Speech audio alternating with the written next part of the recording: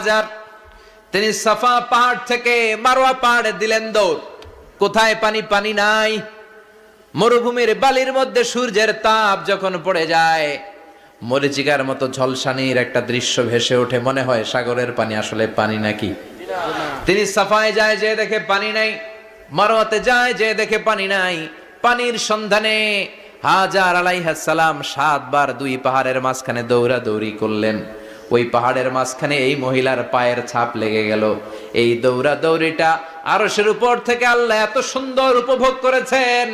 আল্লাহর কাছে এই মহিলার দৌড়াদৌড়িটা এত ভালো লেগেছে, কিয়ামত পর্যন্ত সব হাজীদের জন্য এই জায়গায় দৌড়াদৌড়িটা আল্লাহ ওয়াজিব করে দিয়েছে। এই জায়গায় দৌড়াদৌড়ি না করলে হজ হবে না, উমরা হবে না। এই দৌড়াদৌড়িটা, মহিলাটার স্যাক্রিফাইস, হৃদয়ের আবেগ আর ভালোবাসাটা আল্লাহর কাছে এত পছন্দনীয় হয়েছে, কিয়ামত পর্যন্ত আল্লাহ চান